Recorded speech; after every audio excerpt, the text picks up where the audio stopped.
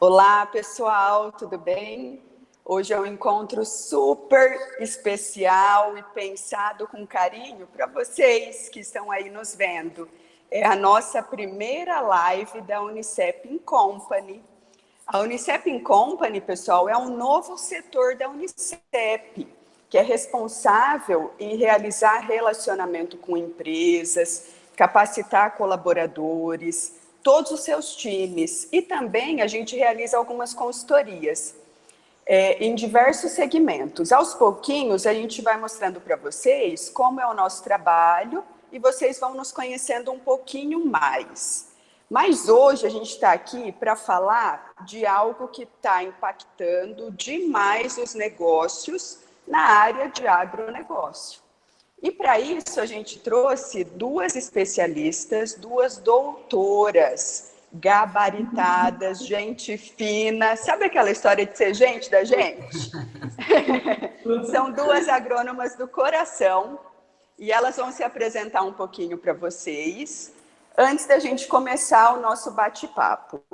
É legal falar que se você que está aí na telinha, pessoal, acompanhando a gente, quiser tirar qualquer dúvida, interagir, a gente está de olho aqui em vocês, para que também possam participar junto com essa duplinha aí do coração, né, Cris? Né, Ju? Isso aí.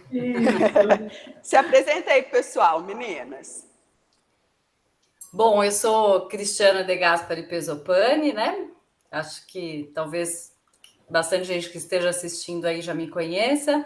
Sou professora e coordenadora do curso de agronomia da Unicep e também sou sócia e proprietária da empresa JC Agroambiental. É uma empresa em que a gente presta consultoria agrícola, fazemos treinamento e capacitação, né, para profissionais da área agrícola também, áreas afins. Bacana. E meu nome é Juliana Maria Manieri Varandas, também sou professora da Unicep, do curso de agronomia, dou uma disciplina também no curso de engenharia civil, na área de mecânica de solos, sou formada na UFSCar em Araras, fiz o meu mestrado na área de agricultura tropical e subtropical, no IAC, o doutorado em ciências pelo SENA, que é o Centro de Energia Nuclear para a Agricultura, e sou sócia da Cristiana. A gente trabalha junto na empresa JCA e, como ela falou, todo esse trabalho que a gente faz, né, de consultoria, treinamento, também tem um trabalho legal que é consultoria urbana, para hortas urbanas, jardim sensorial. É isso aí. Que bacana, meninas. A JCA é uma parceira nossa da Unicep in Company, né? Eu sou a professora Dani Bofo, sou engenheira bioquímica, pessoal, doutora em engenharia de alimentos e adoro essa área do agronegócio e fui buscar duas especialistas para falar para a gente nesse momento que a gente está tendo a guerra com a Rússia e a Ucrânia, que tem trazido muitos impactos, né, para os dois países, para o continente europeu, mas que isso tem expandido para o mundo. E também já chegou aqui no Brasil esse reflexo, né? A Rússia é a maior exportadora mundial de fertilizantes e a maior fornecedora do Brasil nessa área. E o Brasil ocupa a quarta posição mundial, com cerca de 8% do consumo global de fertilizantes. Você sabia? De acordo com dados da Associação Nacional para a Difusão de Adubos, a ANDAS, mais de 85% dos fertilizantes usados no nosso país são importados. E o mercado é dominado por poucos fornecedores. E agora, o que fazer na falta de fertilizantes? E é isso que a gente vai discutir um pouquinho, né, Ju? E a gente queria entender, primeiramente, o que é esse famoso NPK, para que ele serve, como que é produzido essa sopa de letrinhas aí, NPK. Certo, Dani. O NPK, primeira coisa a gente tem que entender que ele é um fertilizante, né? E, de acordo com a legislação brasileira, tem um conceito do que é o fertilizante. O fertilizante ele pode ser uma substância, um composto, tanto artificial como natural, né? Pode ser mineral ou pode ser orgânico. E nesse composto, nessa mistura aí, ele pode ter um ou mais nutrientes essenciais para a planta. E aí, quando a gente fala de nutrientes essenciais para a planta, que são os chamados nutrientes de planta, é aquilo que a planta precisa para ela completar todo o seu ciclo de vida, todos os seus processos metabólicos, né, dentro de um vegetal, dentro de uma planta. E esses nutrientes essenciais, eles são divididos em dois, em macronutrientes e micro. O NPK está dentro da classificação dos macro. E por que a gente fala macronutrientes? Porque são nutrientes que a planta vai retirar em maior quantidade do solo. E, como consequência, o agricultor vai ter que colocar no solo também em maior quantidade, né? Esses macronutrientes é o NPK, que é o nitrogênio, o fósforo e o potássio, né? O NPK é a abreviação, é a sigla ali de cada nutriente. Depois tem cálcio, magnésio e enxofre. Esses daí completam a lista aí dos macronutrientes.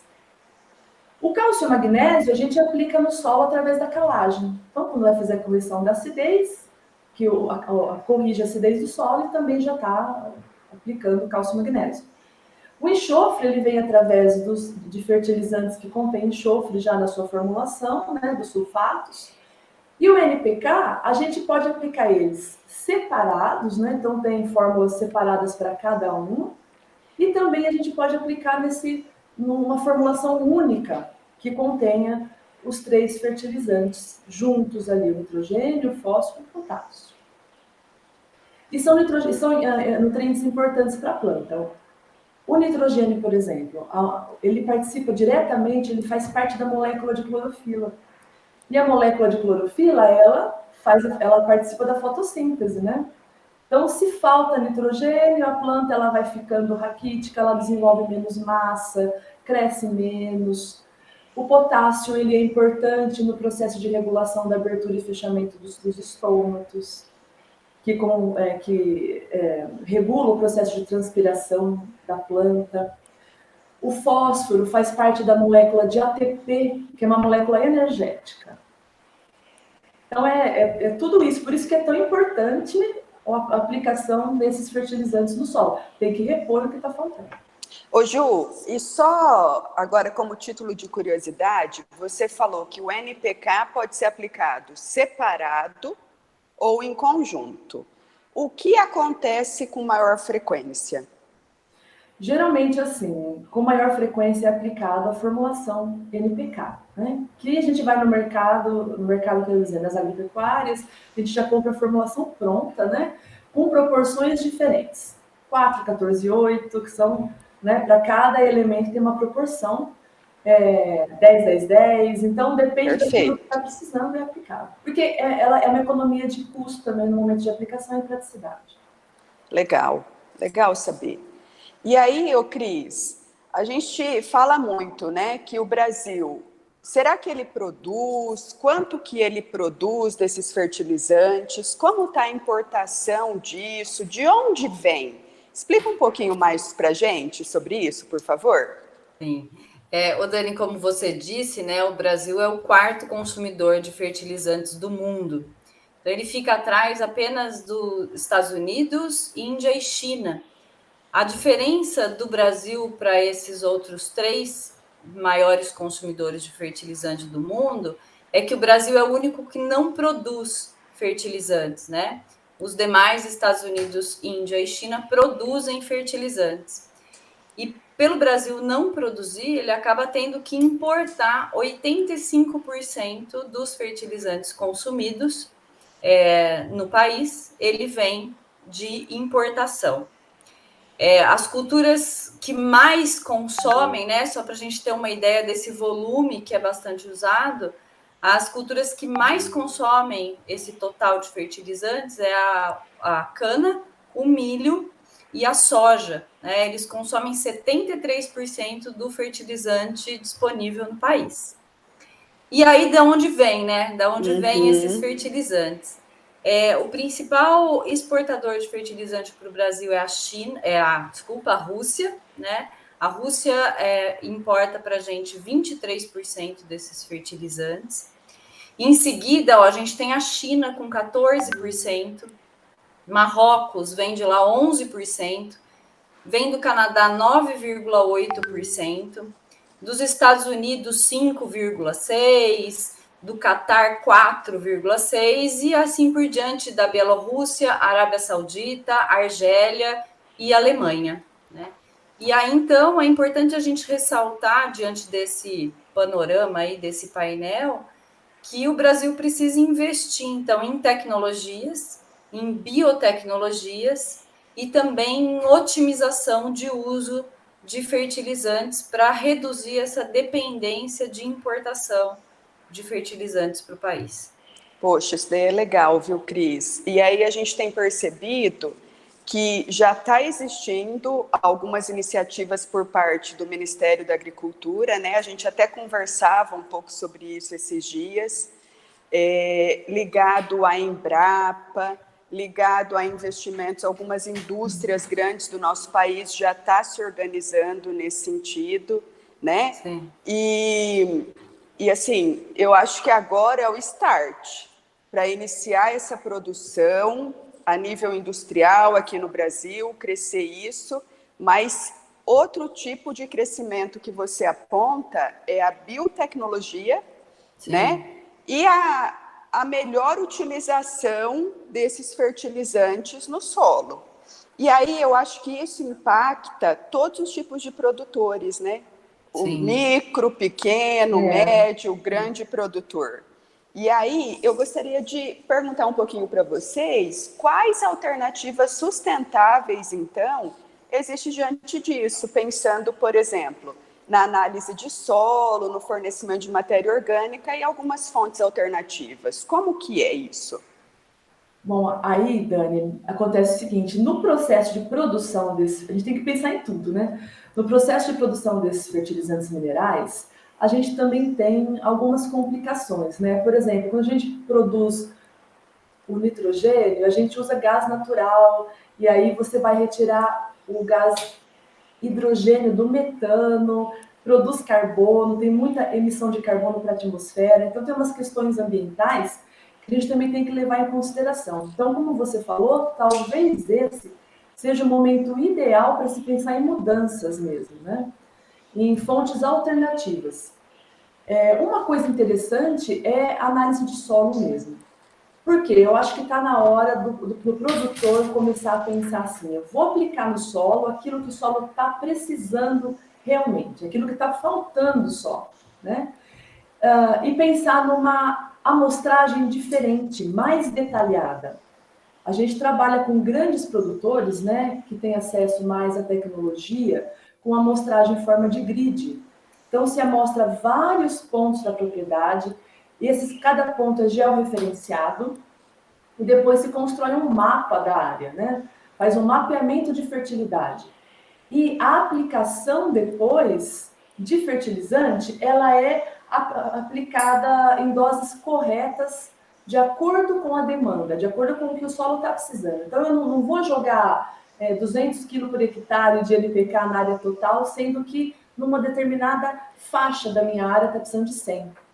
Poxa, que bacana. Ô, Ju, só interrompendo um pouquinho, a gente tem dentro da Unicep um laboratório de análise de solos, né? Que a gente já conhece, que ele está estruturado, faz essas análises, e vocês, quanto JCA, trabalham, né, em parceria com esse laboratório, ajudando os pequenos e médios produtores. É isso mesmo, né? Isso, e tem essa questão também, eu gostaria de expor, quando a gente trabalha com pequenos e médios produtores, né? Eu acho que vale a pena se investir numa amostragem detalhada da área. Não coletar apenas amostra para a área toda de café, eu levo uma amostra só para o laboratório, né? Não, fazer várias amostragens, dividido por talhão, né? Para que o agricultor possa ter uma ideia de como está os vários talhões que ele trabalha, não trabalhar em área total. Isso é uma alternativa. Legal. Pode encaminhar para o laboratório da Unicep. Isso aí, vamos aproveitar para falar, né? E a nossa empresa JCA, a gente faz o trabalho também de recomendação de adubação e calagem, para que haja uma aplicação. Eu fico imaginando assim, ó, mudando de pato para ganso, adoro essa história, né? Que é igual a gente fazer exame de sangue para avaliar como as vitaminas do nosso corpo estão. Sim. E a partir disso, a gente tomar só o que é necessário, não ficar tomando aquele monte de complexo vitamínico, porque você só gasta dinheiro e o corpo utiliza uma determinada quantidade e o restante é excretado. Exato. Então, é a mesma história, né? Fazer essa análise de solo de uma forma mais organizada, sistematizada, com apoio de agrônomas como vocês, por exemplo, traz a redução de custo para o processo.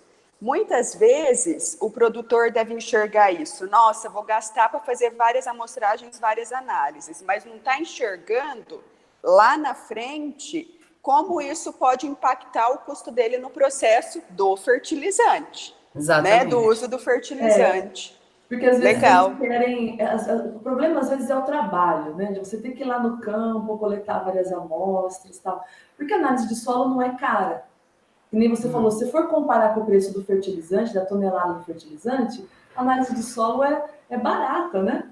Média de R$40 cada amostragem, uma análise básica de fertilidade de solo.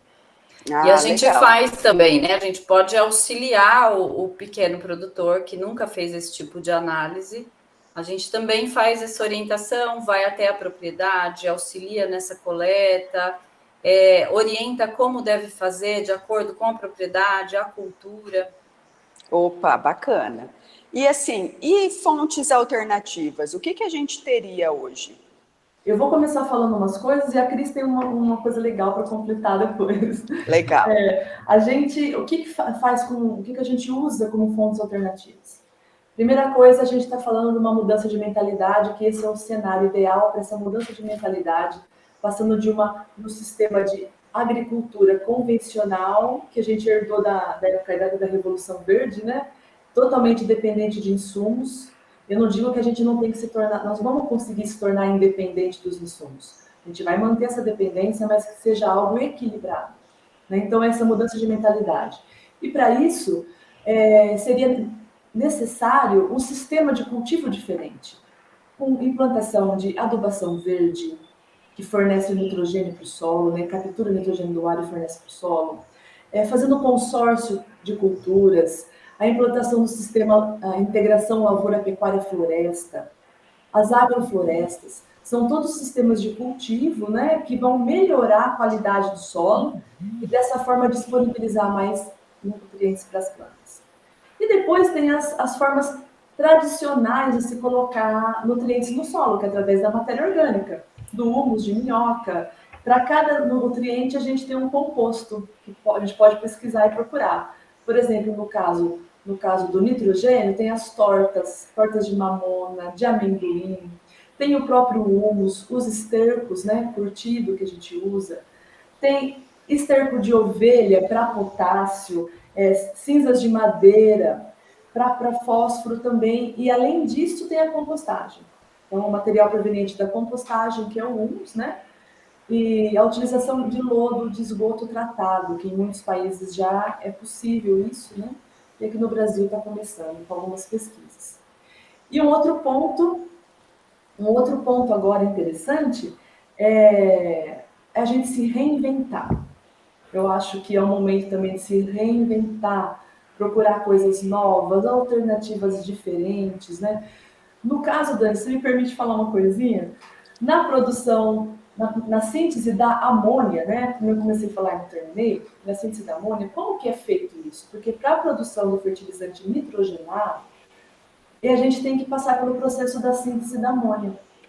Então, para fazer a síntese da amônia, eu vou precisar do nitrogênio atmosférico e do gás hidrogênio. O gás hidrogênio, a gente é totalmente dependente do gás natural. O gás natural, ele é um combustível não renovável, né? Que a gente retira ele a profundidades, a grandes profundidades, como a gente faz com o petróleo. Ele pode vir associado ao petróleo ou não. Isso é uma tecnologia que encarece os fertilizantes, né? principalmente fertilizante nitrogenado. Então, para fazer a amônia, a síntese da amônia, tem que unir esses dois gases. Para unir esses dois gases, precisa de uma condição de alta temperatura, de alta pressão. E não é fácil de fazer essa reação, precisa também de catalisadores. E o agravante disso tudo é que quando a gente retira o hidrogênio do gás natural, né, a gente está retirando mais especificamente do metano. Então, nesse processo de retirada do gás, a gente tem um alto gasto energético para fazer isso, né? E tem também a liberação de CO2. Então, é uma tecnologia de produção de fertilizante nitrogenado que polui, emite carbono, ela gera uma emissão de carbono, ela contribui para a emissão de carbono. Então, quando eu falo de se reinventar, né, entra aí a questão da produção de amônia verde, que tem se falado muito hoje também, né? Então, é uma expectativa que a gente está aí de começar essa produção de amônia verde aqui no Brasil, retirando o gás hidrogênio de fontes renováveis. Poxa, que bacana. Muito legal isso, porque aí você vai usar fontes renováveis e utilizando a tecnologia de células combustíveis. Legal. Então, isso é um ponto muito interessante. Depois tem o uso de bioinsumos, né, que é através de esterco, um humus líquido, né? Então a gente deixa fermentando. Tem o uso de nanotecnologias, que são partículas pequenininhas, e nessas partículas, junto dela, eles colocam algum tipo de substância, como nutrientes, que entra através da cutícula, né, da folha, e aí consegue melhorar em muito a eficiência fotossintética, a eficiência no aproveitamento da água pelas plantas, e isso já está sendo comercializado. A questão é a gente abrir os olhos agora para tecnologias diferentes. Com certeza. E essas tecnologias e essas inovações, a gente precisa estar no nosso radar, né, meninas? Tem que estar no nosso radar, porque são fontes sustentáveis. Hoje a gente pensa em redução de gases atmosféricos, a gente pensa em tudo isso, né? Então, essa parte sustentável é o que tem para hoje. Toda a produção nesse sentido, né, Cris? Você gostaria de colocar mais alguma coisa? E aí falar também um pouquinho, né, que eu e a Juliana, a gente sempre pensa em trabalhar exercendo a agricultura responsável, né? Porque eu acho que a responsabilidade dentro da agricultura vai além daquela produção, daquele momento, né?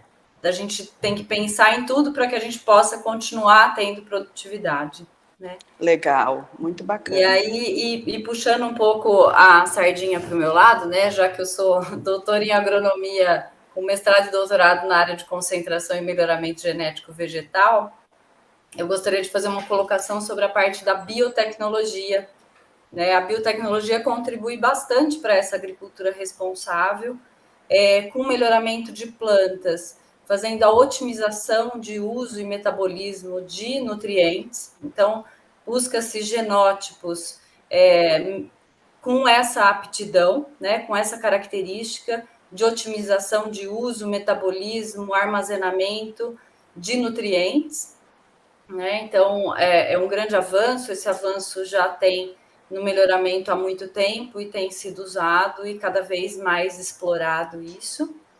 E também a biotecnologia atua numa parte de edição gênica em bactérias que fixam nutrientes, né? Bactérias fixadoras de nutrientes. E a gente já tem um uso bastante comum dessas bactérias, né? Que não são editadas, mas são bactérias que fazem essa fixação de nitrogênio atmosférico, né, convertem em amônia e disponibilizam para as raízes, né, das plantas, para elas absorverem. Descobriu-se também na natureza bactérias que fazem essa fixação de fósforo. Então, são bactérias que estão entrando no mercado, entraram há pouco tempo, mas já estão fazendo bastante sucesso no mercado, que são do gênero Bacillus, que elas fazem essa disponibilização de fósforo, né? O fósforo já existente no solo, ele disponibiliza e facilita a absorção pelas plantas.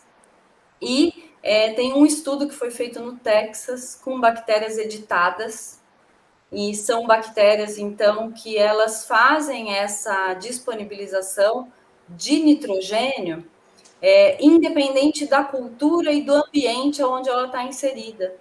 Porque as do gênero Rhizobium, que já são as utilizadas, elas só são eficientes quando a gente usa algumas culturas leguminosas, né? Em soja, isso é bastante comum.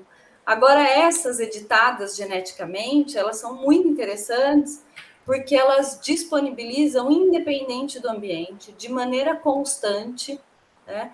E o que pode ser utilizado, então, para várias outras culturas, o que reduziria em muito o consumo do nutriente mineral, e que acarreta todos esses problemas que a gente falou, inclusive agora num momento de déficit e alto custo de nutrientes para a próxima safra. Poxa, que bacana! Adorei! Foi uma super aula, hein, meninas? Foi, legal. Aprendi pra caramba! E acredito que todo mundo que está ouvindo aí, que ainda vai nos ouvir, vai conseguir ter todo esse aprendizado, né? Muito legal. E qualquer dúvida dá para procurar vocês. Sim. Ali, né? A gente tem, então, novamente, os canais que podem ser encontrados, todos nós, né? A gente tem os cursos da Unicep in Company dentro do site da Unicep, www.unicep.edu.br/incompany. Lá vão encontrar todos os cursos e logo 2 cursos especiais, né, meninas? Está formatando para a parte de café e açúcar mascavo. Nós 3 juntinhas. Vai ser legal, hein? Com prática. Bacana. E a gente tem também as nossas redes sociais, pessoal, acompanhar as nossas divulgações, né, da Unicep in Company, dentro das redes sociais da Unicep. E a gente acordou, como essa primeira live, eu tinha certeza que ia ser super esclarecedora, super dinâmica e legal. A gente dá uma continuidade nisso e fica o convite para vocês voltarem, tá bom? Aí logo a gente anuncia as próximas lives junto da Unicep in Company. Vocês são nossas convidadas para quando quiserem voltar. Vai ser um tá? prazer. Obrigada, Mora no coração. É assim, né? Hashtag tamo junto. Isso aí. Então, tá joia, meninas. Obrigada, um grande pelo beijo. Convite, tá? A gente adorou. Ai, foi muito bom. Obrigada. Tudo de bom, viu? Um beijão. Beijo, Até. tchau. Até. Tchau, pessoal. Tchau. Tchau.